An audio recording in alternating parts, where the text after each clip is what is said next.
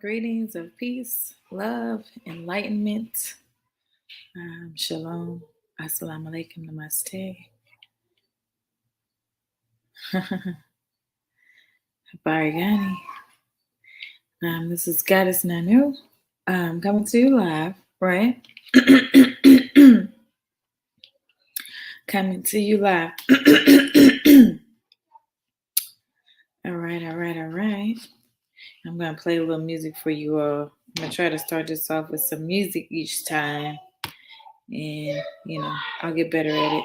Oh, let me see a phone call from my husband. Okay, call him back. Let me play some music for you guys.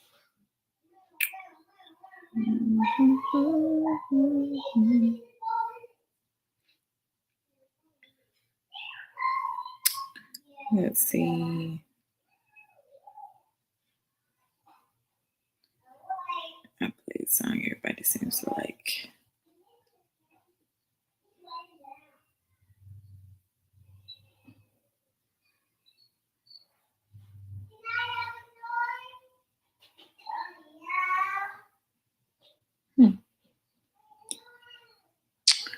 Not playing.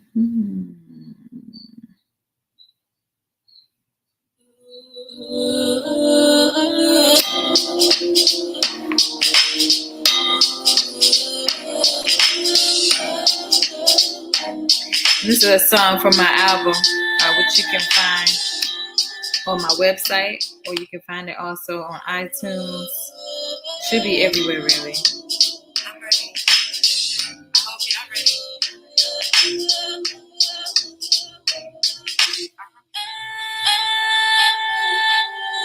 What if perfection is an illusion that we strive for? A false promise people die for. A lie programmed into our minds to ensure that most busy themselves die trying. What if beliefs are these lies and ifs? Why don't they just say this lie could be if you just believe? What if hell represents the state my people are in now? National teeth is made evident by the parents children having the last meal of the last field rat and the last famine burned bread. What famine? Damn. What if the one who oppressed them is the same image as the one that you bow to? More obvious that your vision is blurred and darkened by your preference of delusion, blaming some invisible force your oppressor created for you and named devil. What if?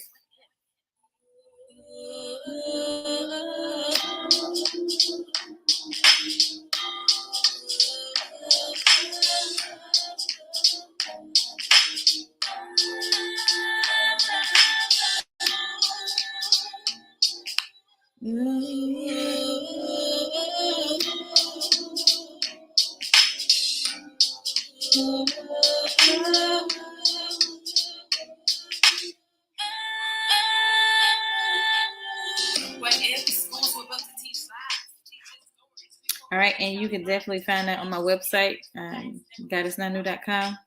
All right, www.GodisNanu.com. All right, you can also find me on BandLab. You can find me on YouTube under the same name, GodisNanu. All right, I'm also Instagram, LinkedIn, Twitter.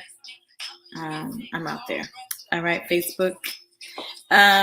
Now, today I want to talk about why many of our real master teachers cannot be found virtually.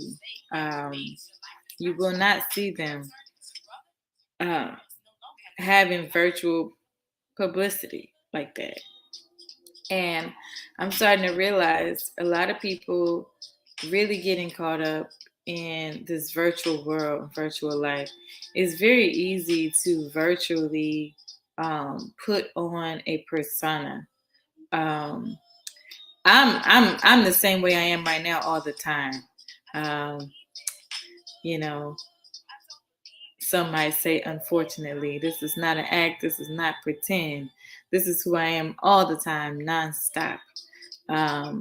I'm not very good at pretending, so I just don't do it. I learned that very early, at an early age. It's something my mom taught me very early, that I'm not good at lying. I'm not good at pretending.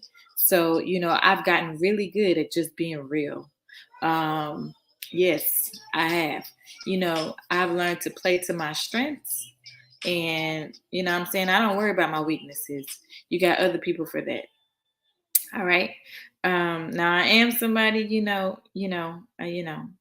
I'm just gonna be real all the time. That's just how I am.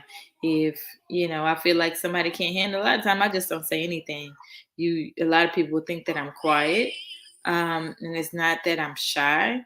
It's just that I probably feel like whatever I will say is not going to be something that somebody wants to hear, unless you're talking about something that I'm just not familiar with. Then I just I'm not going to talk about something I don't know about, for one thing. And if I feel like people are not ready for what I gotta say, then I just don't talk. Um, because I'm not gonna beat around the bush. I don't blow smoke up nobody's behind. That's just not me. And a lot of our real master teachers are like that. They're not gonna be out here giving you some feel good stuff. That's just not what real teachers do. Not effective teachers, not teachers that are really out here teaching the truth, because truth don't make you feel fuzzy feelings. Truth truth hurts. Initially it hurts, and truth is something you have to build up an appetite for, like greens. I love greens. I love greens. But a lot of y'all just want to eat cake all day, cake and candy all day. And you're not going to get that from no real master teacher. If you want to eat cake and candy all day, then you can go on to these fake public people that a lot of y'all are used to, in this virtual world. And unfortunately, we're living in a time where a lot of things have been transitioned to virtual, which is very lucrative for your oppressors, and those it's very lucrative for them. um, they have made it so, and um, they have made it so, absolutely. um, and it's much more difficult when you're not face to face with a person, when you can't see how a person's living their life, when you not around the stories of how this person is behaving every day and how they're dealing with people. It's very easy to make up these stories in your head about who they are. Very easy. So you're not going to find a lot of real master teachers that are going to be very popular virtually, the way that things are set up now, the social setup y'all have been really set up for. You have a lot of real master teachers that have removed themselves from even being online. Let me tell y'all something. Everybody want to be famous. Everybody wants to be famous, wants to be celebrity status and things like that. At least that's what people think. But there's pros and cons to everything. And somebody who is genuine and loving and kind and really giving and generous to the people, they don't enjoy publicity. Is not something you really enjoy unless you got so much money to where you can make sure your privacy is protected, to make sure you have security and things like that. Which a lot of our people who are serving the community, they don't have that kind of money, because our community, let's be very real, our community is not very supportive financially. It's just not to its leaders, and that's just real. I'm just being honest with you. We are not there yet. We're still very much in a slave mentality plus Stockholm mentality, Stockholm syndrome mixed together, which creates a sick culture. We're living in a sick culture, a sick reality right now. And yeah, I know this ain't no feel good stuff, right? This don't make you feel good, but I tell you what, it'll grow you up. It'll make you strong. It'll make you strong and grow you up, because that's what we need right now. Okay, we got enough babies. We got enough children in adult bodies running around here. It's time for us to grow up our minds. Okay, grow up our intelligence, our intellect, our emotions.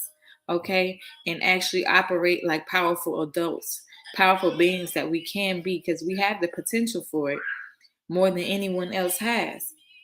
But it doesn't matter if you're not fulfilling that potential, right? So one of the things we have to understand, a lot of people that I know, when I was younger, when I first started researching and really learning, coming into what I would call social consciousness, health consciousness, et cetera, et cetera. A lot of people that I study and follow, they're not virtual anymore. They're just not virtual anymore. And I do understand why, as you do become somebody who is somewhat known in the Black community, Black conscious community, Black nationalism, or whatever, what you soon begin to realize is that ain't nowhere you want to be. Um, it's not.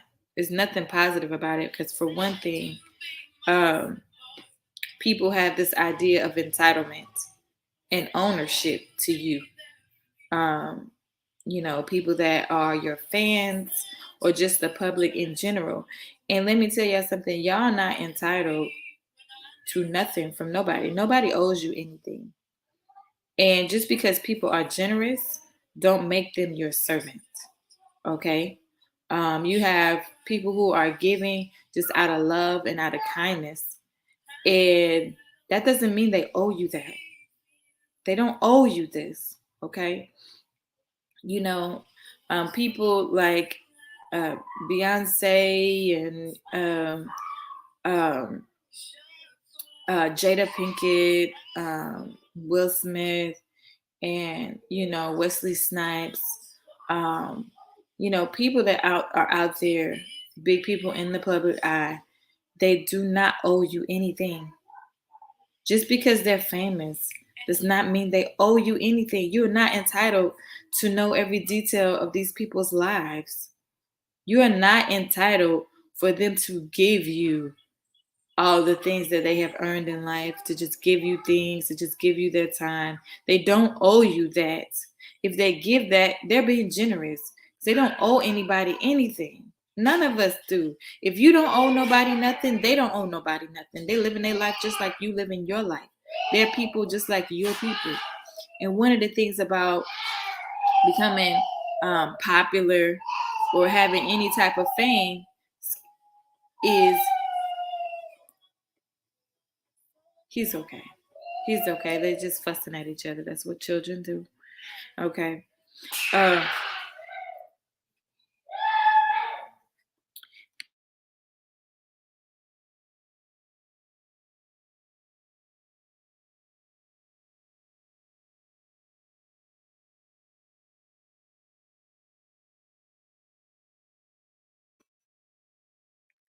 so, you know, um, and it's important, when you become somebody who is in the public eye, and you're contributing a public service of any type, you really do have to work very hard at setting healthy boundaries, because people will try to treat you like they own your person, like they own everything about you.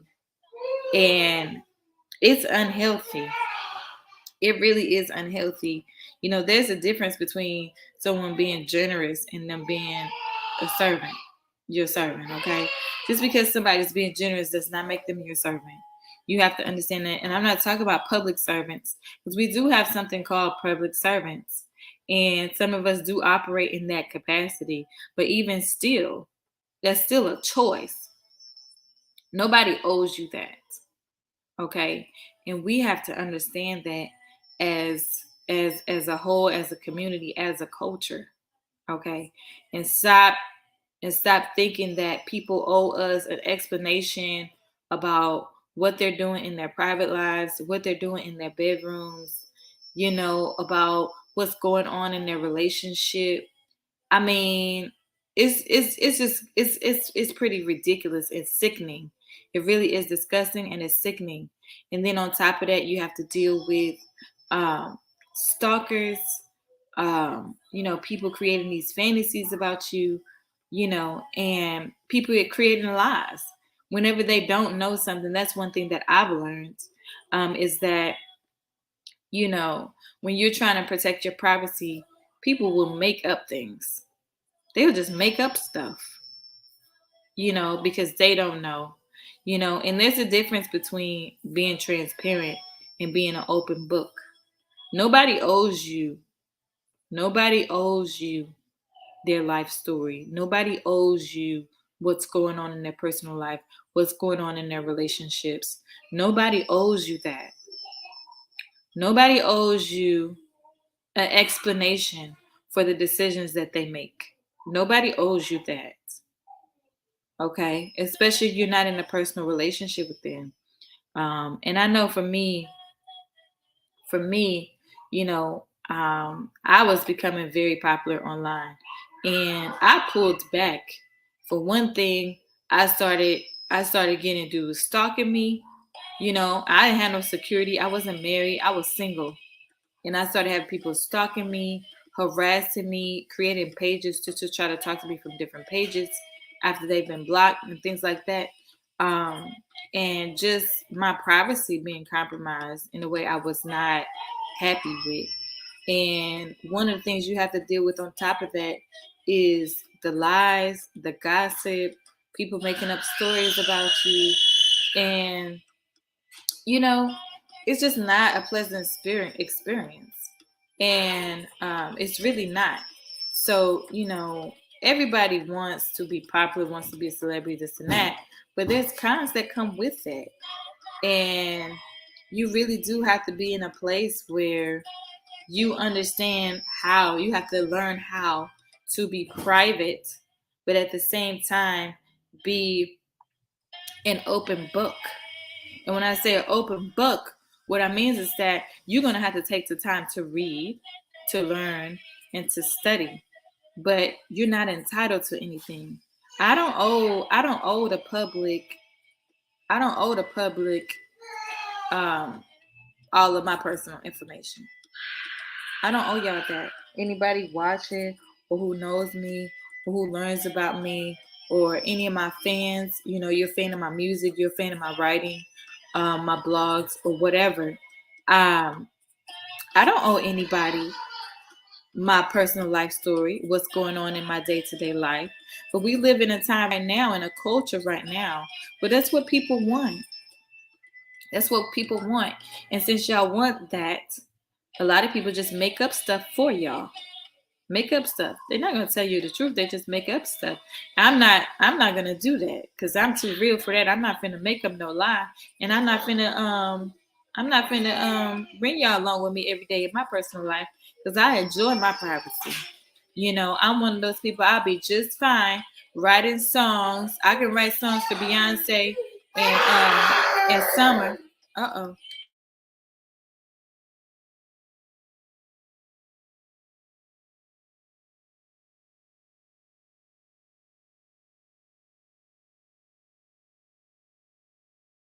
I'll be just fine writing songs for them and making my money. You know what I'm saying? Because I'm not gonna be nobody's slave. I'm not gonna be nobody's slave, nobody's servant. I could be generous all day, but I don't owe anybody anything. I don't owe anybody anything. And anytime that you're speaking truth, you have to understand there's a cost to pay. There's a cost to pay. Um, because you're out here in the public eye, speaking something that's controversial, that is against the grand system that everybody think is feeding them. Okay. So it puts you in a position where you have to decide whether or not you're going to keep speaking the truth and being honest and being truthful and serving the people and loving the people that don't even know how to love themselves, or you just going to think about you because you sacrifice something. We're sacrificing money. Absolutely. There's plenty of opportunities that we're not able to take advantage of because if we take advantage of those opportunities, it's going to muzzle us in ways that we're not willing to be muzzled because people need to hear the truth. Takes a toll on your resources. Absolutely. Some people that would spend money with you is no longer going to spend money with you because You're not speaking what they want you to speak that's gonna put money in their pocket, which that's business. That's business, whatever. And we have to stop thinking people owe us things, because nobody owes us anything. Nobody owes you that.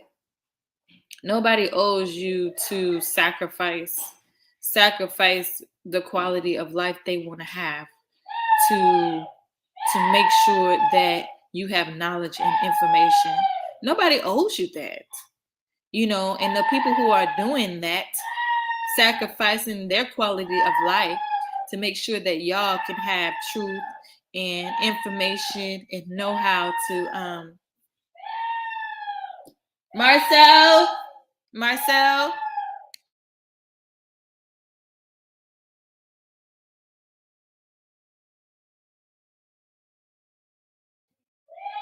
All right, I'm gonna check on them. Y'all stay right here.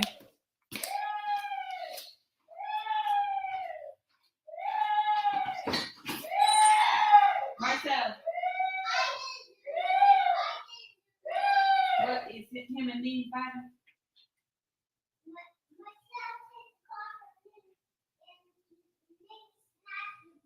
Okay, so they fighting over the car. All right, look, you guys, get a different car, Marcel. Get your duck or get your cane or something to play with. Oh, okay, I'll get you another Band-Aid. All right.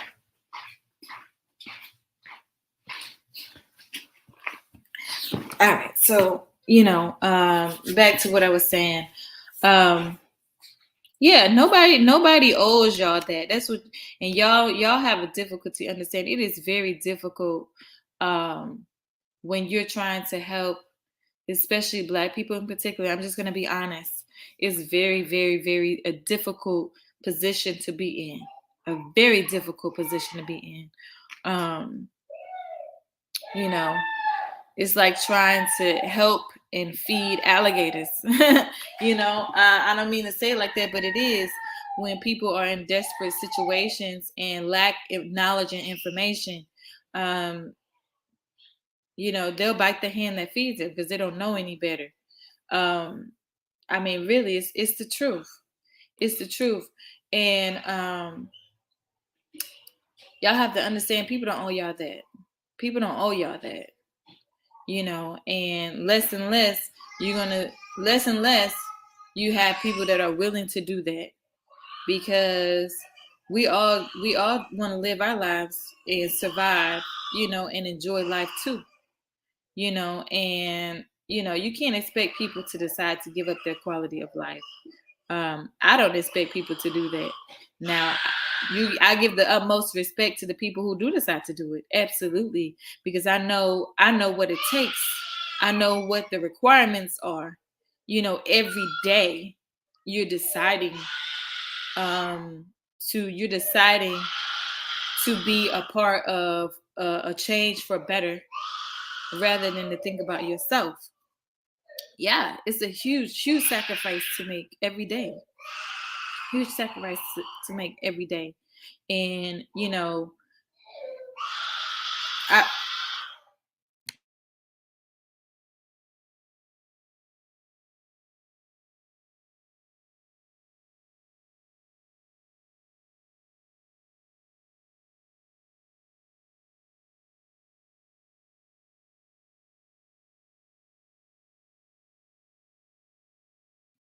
all right, sorry about that.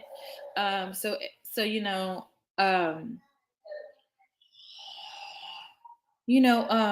it's a real sacrifice, and I do honor and respect, and we need to make sure we support those people who are doing that.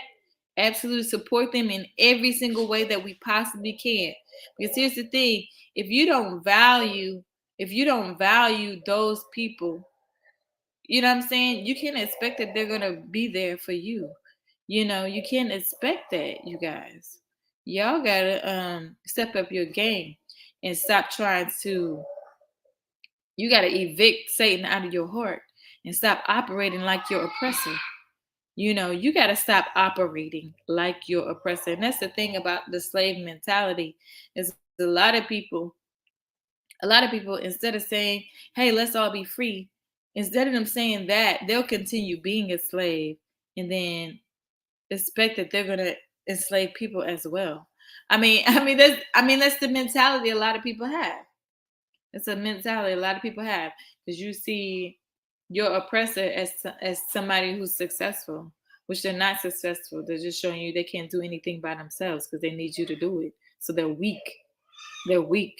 They're inferior. That's why they're oppressing other people because that's what they feel that's because that's what they have to do in order to survive.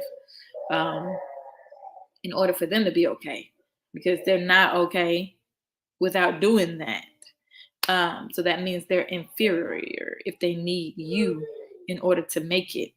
You understand what I'm saying? Because we're not talking about interdependence. We're talking about servitude and slavery. Okay. And so, a lot of us have that same slave mentality. Instead of us saying, you know, how this person treats me is wrong. What they're doing to me is wrong. They're wrong. Instead of them doing that, they internalize these things of, okay, well, I'm less than, I'm inferior. And so if you feel like you're less than and you're inferior and this person is higher than you, then you're going to strive to be like this person. Okay. And then now you're trying to be an oppressor. You oppress, but you're trying to be an oppressor to other people. You're trying to enslave other people.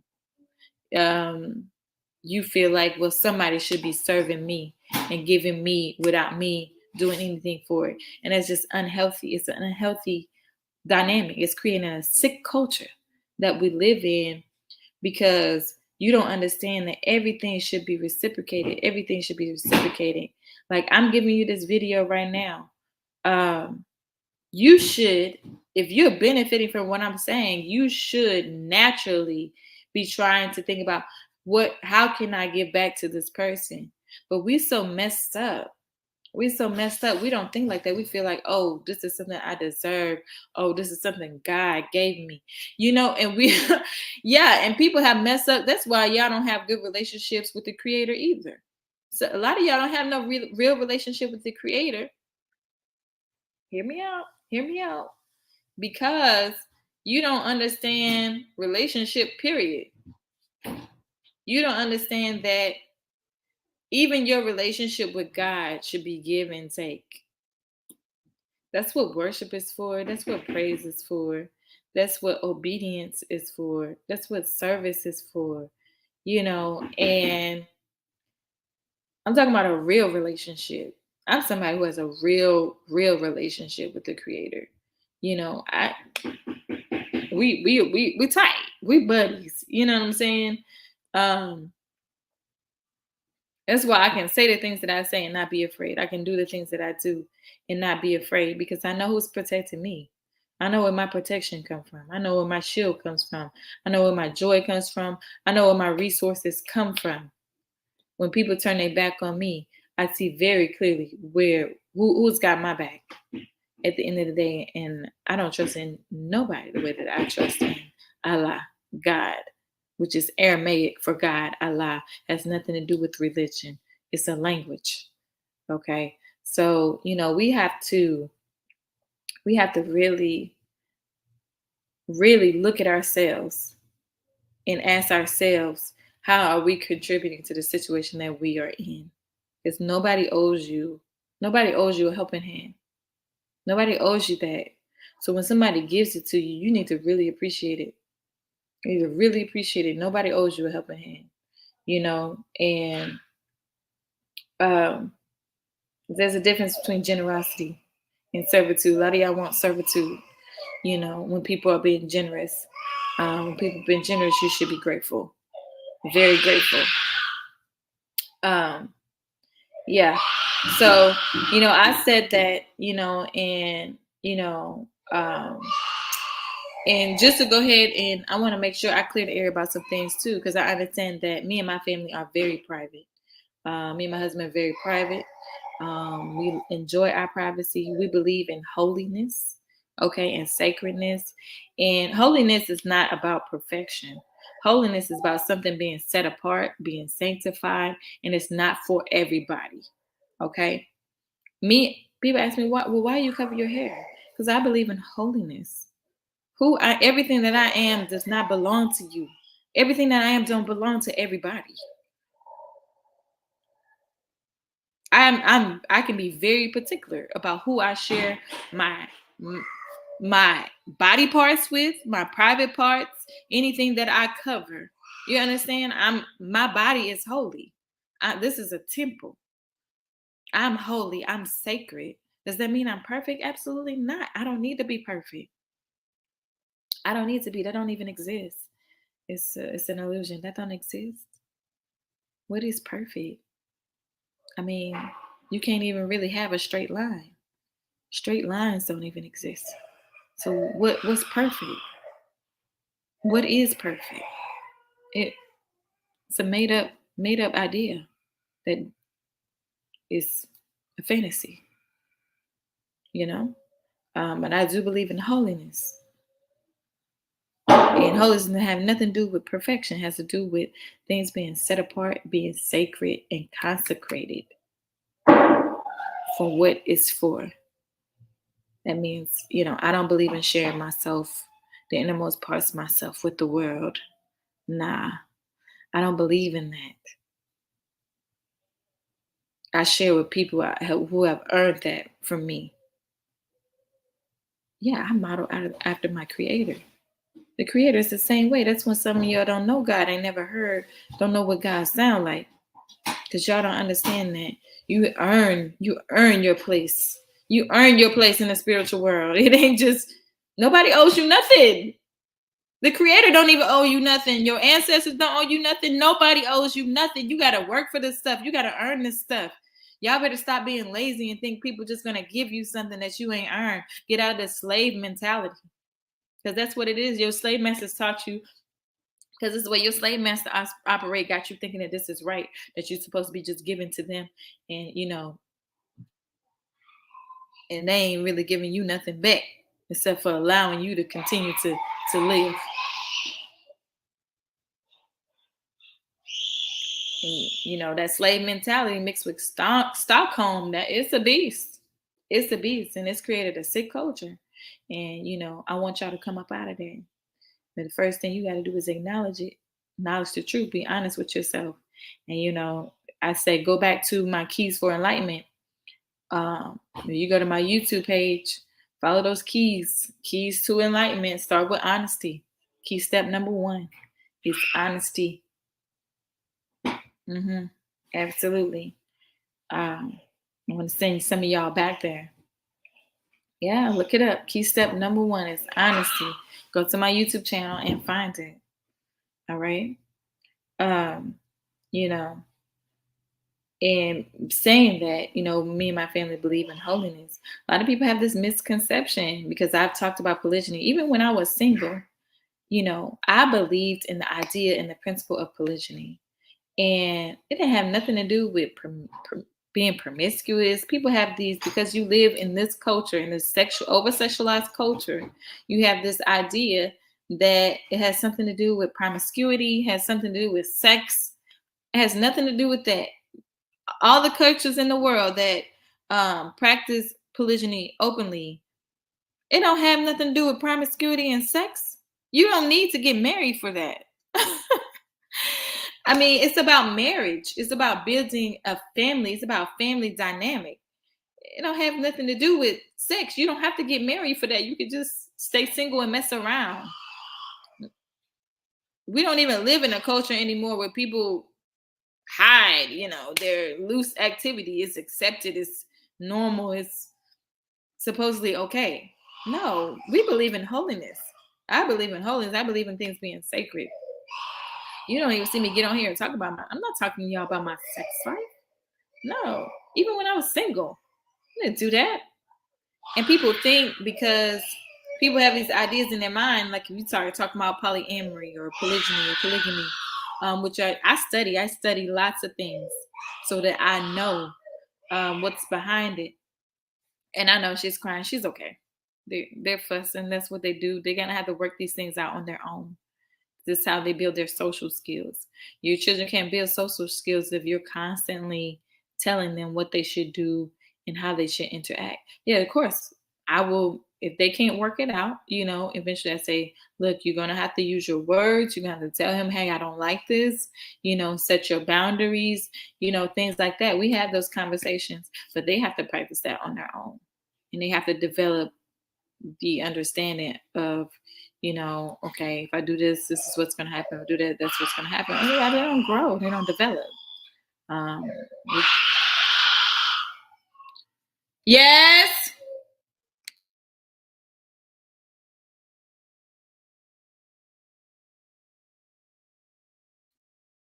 you know like I was saying, a lot of people um even make up stories because they don't understand. Okay, you don't understand polygyny. I've taken the time to learn it, to understand it, and not because I was with somebody who wanted to sleep around. I've never done that. I've got too much going for myself. I don't have those kind of insecurities. I've never been insecure, in the way that I look or my ability to um, get or keep a man or nothing like that.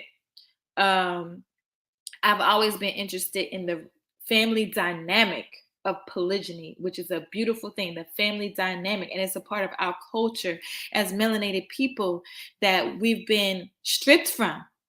And now we lack understanding. We're in this sexualized culture, the sick culture that we're a part of now, that we're engaging in. And I'm not engaging in this culture. But I'm here in the world, not of it, but I'm here. And I'm trying to help y'all find a better way. And even while I was single, yeah, I was into polygyny. Absolutely. I was looking for a family. And no, I wasn't a swinger. Anytime I courted somebody or talked to somebody, I wasn't sleeping with them. None of that. I mean, y'all got to get this crazy stuff out of here. Just because you sleep with everybody doesn't mean that everybody's sleeping with everybody.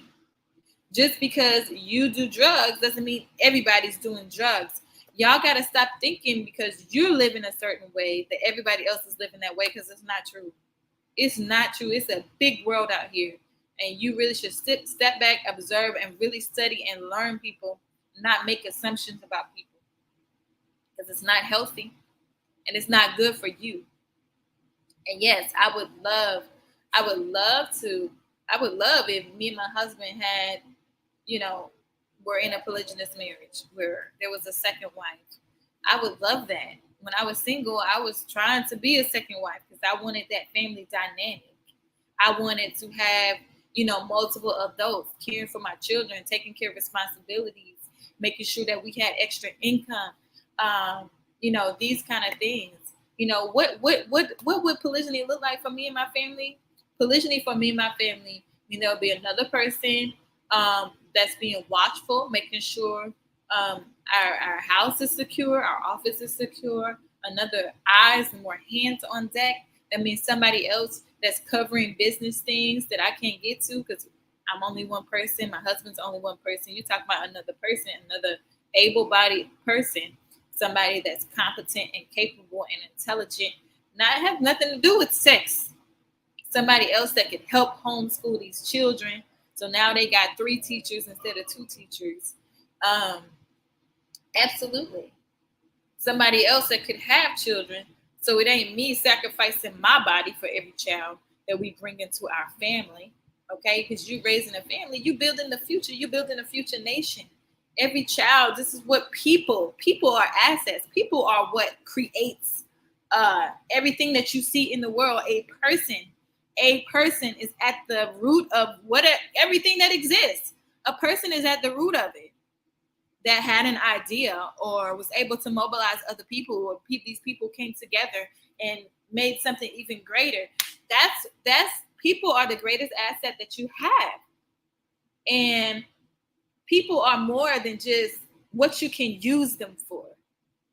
And I would never degrade myself to say, oh, here I am, use me. No, I'm not. Absolutely not. I know what I'm bringing to the table. What are you bringing to the table? You know what I'm saying? So we can build something great together. We ain't on no silly stuff around here. We don't know silly stuff around here. We're not trying to just have no menage a trois and carrying on. That whole mentality is unattractive to me. So, it's gotten to the point, people hear you talking about polygyny and they automatically assume just because you say, hey, just because you're saying, hey, that you want them to be in your family. I mean, people is crazy. People is crazy. Or automatically that means that your husband is sleeping around with people. My husband's not like that. My husband's never been like that. People who know him know that he's not like that. He is very chaste. He is very chaste. And he is very particular. He is. He's like that. He's very particular. And for a long time, I guess people used to always tell me how humble I am.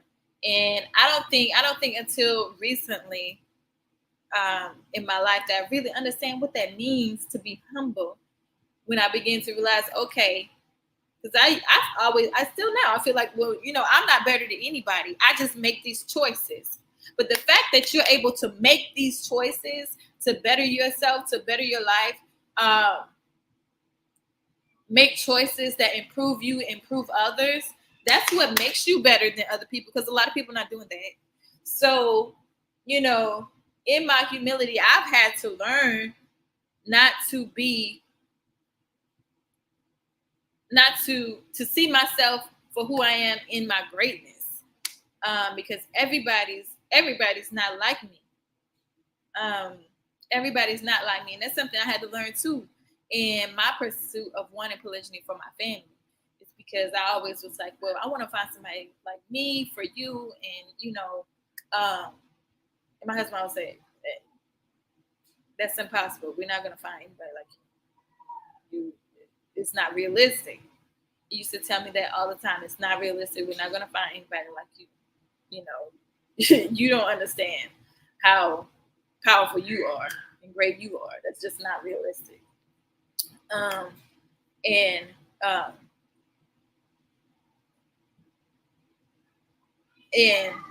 that's something I had to accept as well. And that's something other people have to accept when they come into contact with us. It's because you as an individual, you have to accept when people are greater than you. Absolutely, at whatever it is they may be greater at. And stop feeling like because that person is greater than you, let me find some way to tear them down so I feel more equal with them. Because that's what people do. Let me find a way to tear them down so I feel more equal with them. Instead of saying, wow, this person is great. And that making you look at yourself to improve. Because obviously that person was dedicated to personal growth in whatever area that is.